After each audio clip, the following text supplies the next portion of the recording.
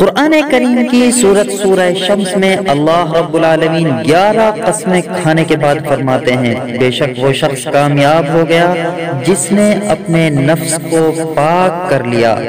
دوستو، یہ سورت حصول مراد کے لیے اور سلامتی کے لیے بہت زیادہ اہمیت کی حامل ہے،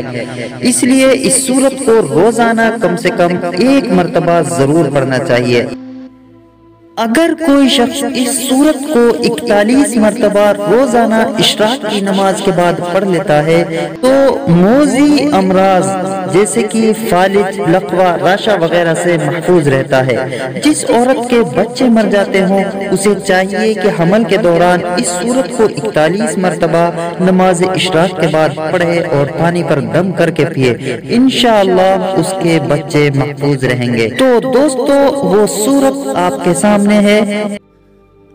اعوذ باللہ من الشیطان الرجیم،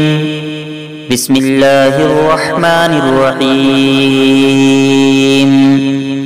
والشمس وضحاها والقمر اذا تلاها والنهار اذا جلاها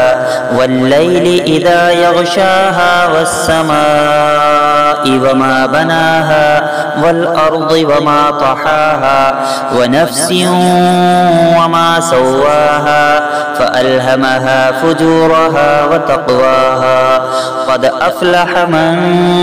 زكاها وقد خاب من دساها كذبت ثمود بطغواها إذ انبعث أشقاها فقال لهم رسول الله ناقة الله وسقياها فكذبوه فعقروها فدمدم عليهم ربهم بذنبهم فسواها ولا يخاف عقباها۔ قسم ہے سورج کی اور اس کی دھوپ کی،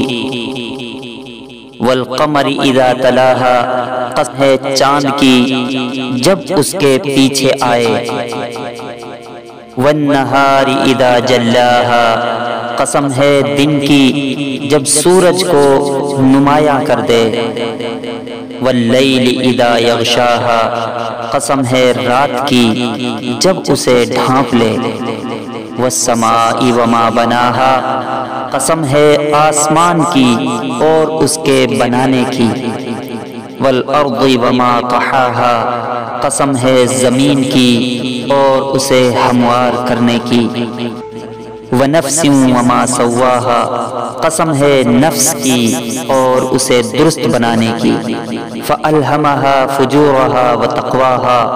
پھر سمجھ دی اس کو بدکاری کی اور اس سے بچ نکلنے کی،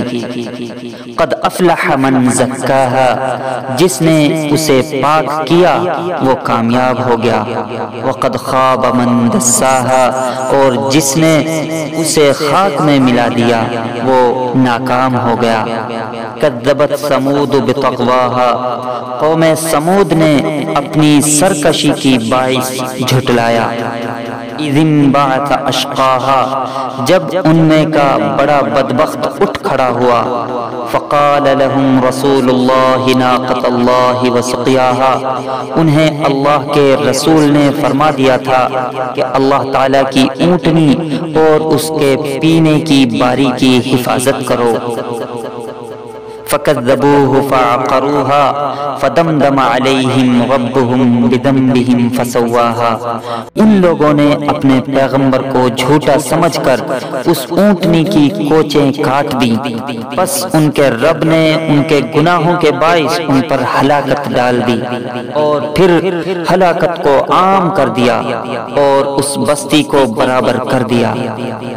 ولا يخاف عقباها، وہ نہیں ڈرتا اس کے تباہ کن انجام سے۔